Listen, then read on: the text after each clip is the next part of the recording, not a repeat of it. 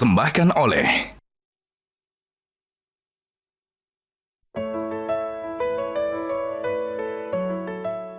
perubahan tidak datang dengan mudah. Setiap kemajuan membutuhkan perjuangan. Islam mengajarkan bahwa berjuang adalah bagian dari kehidupan. Berjuang melawan kebodohan, ketidakadilan, dan kemalasan. Tanpa perjuangan, tidak akan ada transformasi. Assalamualaikum warahmatullahi wabarakatuh. Waalaikumsalam warahmatullahi wabarakatuh. Mengenai etos usaha dalam Islam, Ayahanda, mengapa apabila kita melakukan suatu usaha, terkadang itu tidak sesuai dengan apa yang kita harapkan? Ya.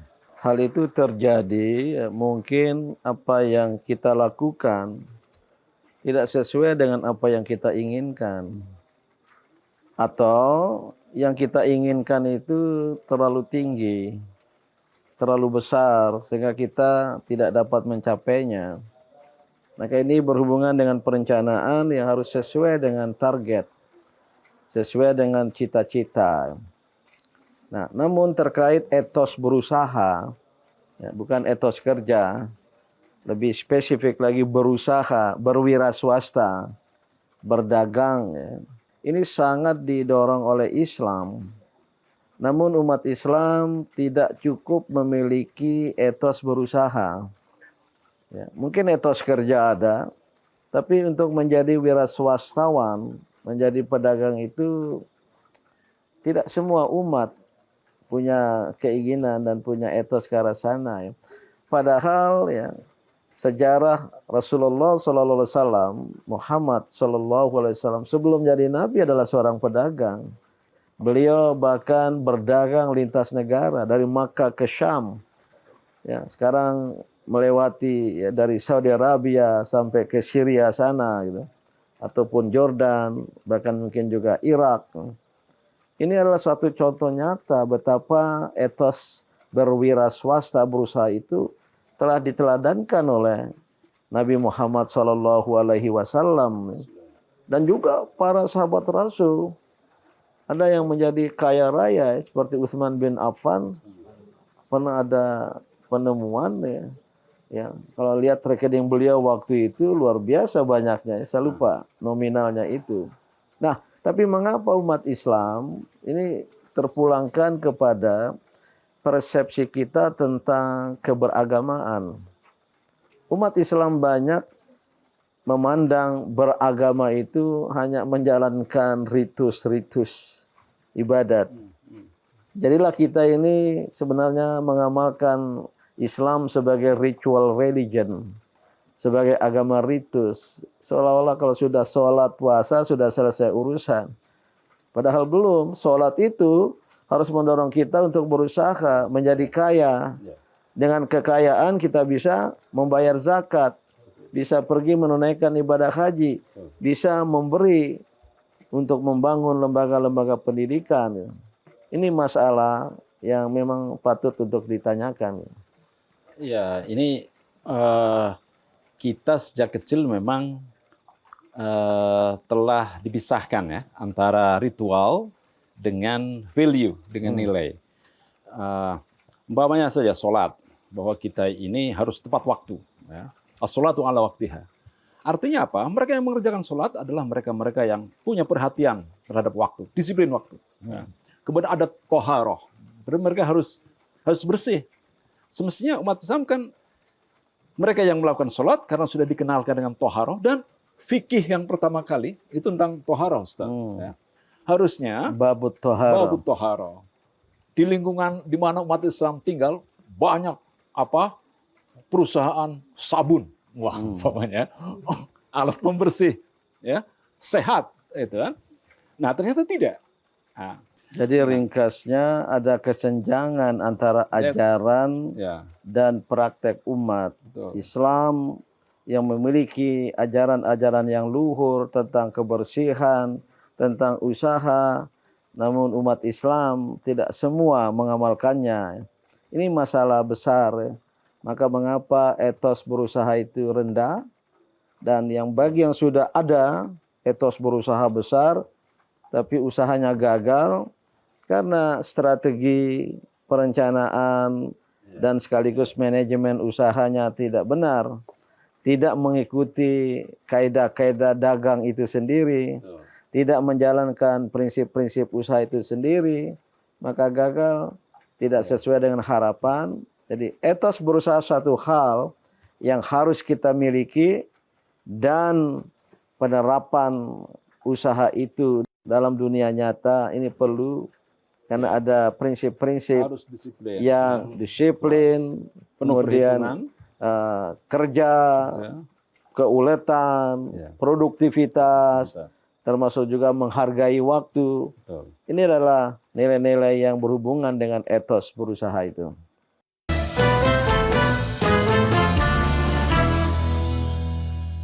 Dipersembahkan oleh,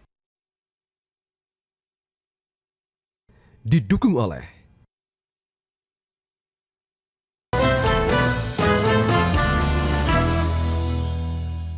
dipersembahkan oleh, didukung oleh Ya, ada ungkapan yang menarik dari para ulama terdahulu terkait dengan transformasi dan etos berusaha ini, dan menjaga satu keseimbangan antara etos dan transformasi lainnya, yaitu disampaikan al-muhafazatu al-qadimis soleh wal akhdu bil jadidil aslah. Apakah ini masih relevan dan semangat nilainya apakah masih bisa untuk saat ini dalam konteks transformasi etos berusaha? Ya, itu kaidah fikhiyah istilahnya, yang mengandung satu prinsip-prinsip dalam berbuat. Yang diungkapkan tadi itu, kita perlu memelihara yang baik dari masa lampau dan mengambil yang terbaik dari masa sekarang. Dalam arti apa? Kita perlu terbuka kepada masa depan, perlu terbuka kepada dunia luar, tapi jangan meninggalkan masa lampau. Ini bisa diterapkan dalam konteks bisnis, dalam konteks usaha. Seorang pengusaha jika mengamalkan ini, saya kira akan membawa keuntungan gitu. Apa permasalahan yang timbul ketika seorang muslim itu tidak menerapkan nilai-nilai etos Islam dalam berusaha? Iya, jika seseorang, termasuk seseorang muslim, tidak memiliki etos berusaha, maka dia tidak akan menjadi pengusaha dan tidak akan berhasil dalam usaha yang dilakukan karena tidak disertai dengan etos. Etos itu dorongan dari dalam, berupa nilai-nilai terkait etika dan sekaligus komitmen terhadap sebuah perbuatan, terhadap sebuah profesi, itulah etos. Nah, jika ini tidak ada, maka seseorang itu tidak bisa menjadi pengusaha dan tidak akan berusaha. Kalau dipaksakan pun pasti akan gagal. Nah, etos berusaha ini menjadi penting, yaitu etos untuk bekerja, etos untuk berusaha, mencari rezeki-rezeki yang telah disediakan oleh Allah, mencari, menemukan potensi-potensi yang ada di mana-mana dalam satu proses bisnis, dalam satu proses dagang. Bagaimana kita bisa menjual kalau kita tidak punya produk? Kalau tidak punya modal untuk menciptakan produk, memproduksi produk, maka harus punya modal. Untuk punya modal, bisa dari harta kita sendiri yang kita transfer menjadi uang, atau kita minjam uang, itulah lembaga keuangan. Sudah pernah didiskusikan juga, sekarang ini ada solusi dari lembaga-lembaga keuangan dari kalangan umat Islam, termasuk bank-bank syariah, yang jika itu membantu secara sejati, secara sungguh-sungguh, memberikan modal, maka kita berusaha menciptakan produk, namun ketika dijual harus ada pembeli. Berarti harus punya jaringan pasar, punya tujuan dan alamat distribusi. Ini semua berkaitan dengan prinsip-prinsip bisnis. Saya bukan pedagang, bukan pebisnis. Secara teoritis demikian gitu. Maka etos berusaha disertai dengan melaksanakan prinsip-prinsip usaha, ya, yang sedikit saya jelaskan tadi itu, baru berusaha jalan. Namun tantangannya besar dan baru sekarang ini. Tidak bisa kita berdagang secara konvensional, ya.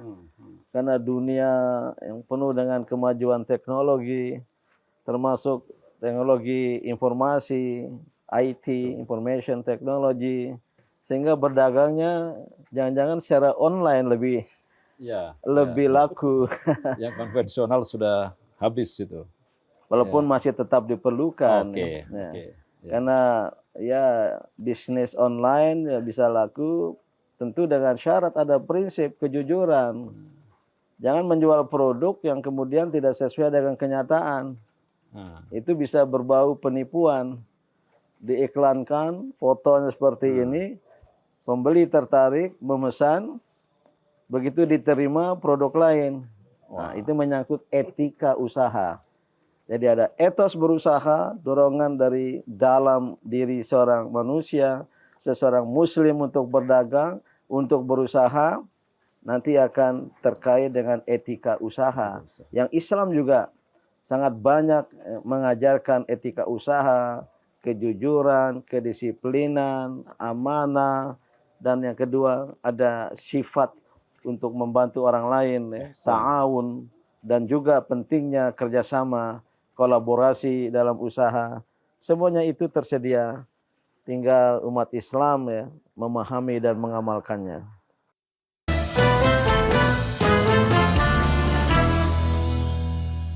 Dipersembahkan oleh Didukung oleh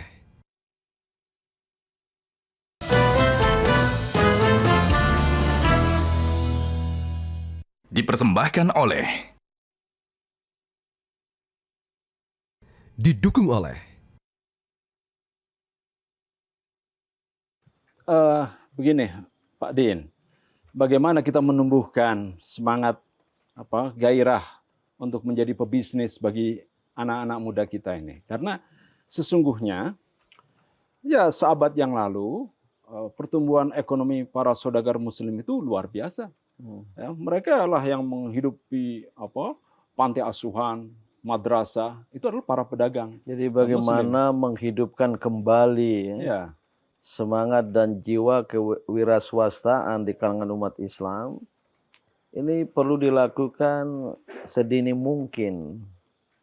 Ya, terutama ketika masih berada pada tingkat pendidikan paling dasar, paling bawah, ya. Atau bahkan lebih awal lagi, ya. Semangat kewirausahaan ini ya sudah dimasukkan ke dalam proses pendidikan, tidak harus menjadi kurikulum, ya. Walaupun nanti ada sekolah-sekolah kejuruan secara khusus tentang kewirausahaan.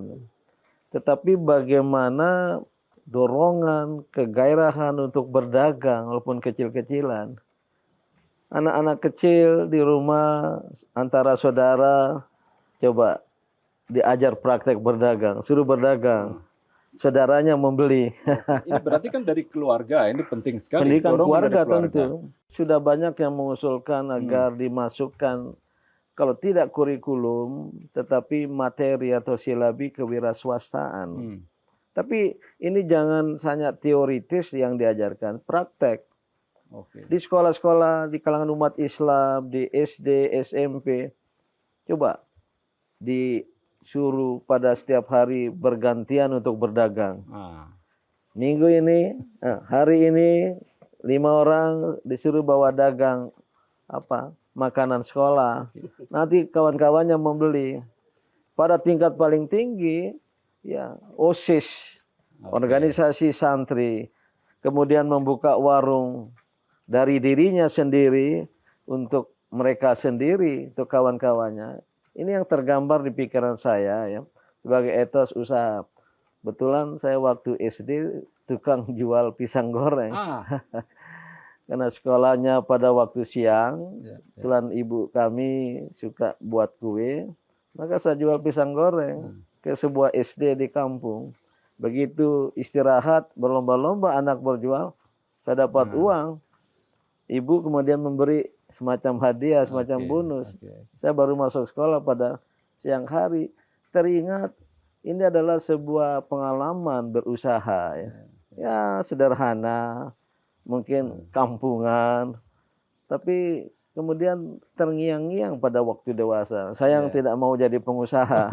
Nah itu kan di sekolah dapat ya, ada pendidikan tentang kewirausahaan. Dan dari keluarga juga ada dorongan. Persoalannya kalau anak sudah pengen nih jadi pebisnis, tahu-tahu orang tuh bilang, oh dah kamu jadi PNS saja gitu. Kan ya berarti dari pihak keluarga tidak ada dorongan gitu. Nah, kan? ini yang terjadi di sebuah kawasan, tidak usah saya sebut namanya, yang banyak sekali pengusaha muslim, ya, baik dari kalangan Muhammadiyah, dari kalangan NU, namun pada generasi berikutnya tidak banyak dari putra-putri dari keluarga itu yang mau melanjutkan usaha dari orang tuanya. Lebih senang jadi PNS, lebih senang jadi politisi, lebih senang dari priai. Karena pakai dasi. Nah, kemudian tak terelakkan katanya kekuatan ekonomi setempat berkurang, tidak sekuat dulu. Ini salah satu bukti yang perlu diungkapkan. Betapa etos kewirausahaan itu harus juga diwariskan. Namun tidak harus semua anak-anak kita jadi pengusaha. Tergantung passion, tergantung pilihan hidupnya. Ya, kalau mau jadi kiai, jadi ustadz, jadi dokter, jadi insinyur juga silakan. Gitu. Nah, bagaimana menumbuhkan atau tepatnya menumbuh kembangkan etos kewirausahaan, etos berusaha ini ya, lewat pendidikan tadi, termasuk lewat perintah-perintah, ceramah-ceramah keagamaan. Tentu khutbah ceramah keagamaan jangan sepenuhnya berkutat tentang ukhrawi. Ya, kita akan menuju akhirat. Jangan soal surga dan neraka, jangan soal dosa dan pahala belaka saja. Harus mulai dirasukan tentang bagaimana etos kewirausahaan, etos berusaha ini juga menjadi hidup ya, di kalangan generasi muda muslim. Saya sangat optimis jika kita mulai lagi, apalagi sudah ada contohnya di masa lampau, dari Nabi kita sendiri, dari para pendahulu kita di banyak daerah, maka umat Islam akan menjadi umat yang selain taat beragama, kuat imannya, tapi juga kuat ekonominya. Dengan kekuatan ekonomi, kita bisa mengembangkan dakwah Islamiyah. Sebaliknya, tanpa kuasa ekonomi, dakwah kita menjadi tertatih-tatih, tidak bisa membangun masjid, sekolah, rumah sakit, dan lain sebagainya. Inilah pentingnya etos berusaha untuk ditubuh kembangkan di kalangan umat Islam, termasuk generasi muda muslim.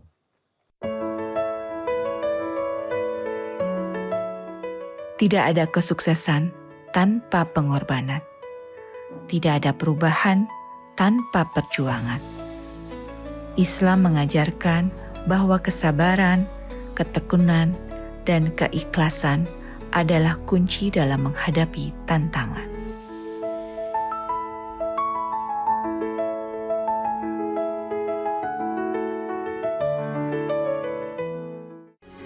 Metro TV.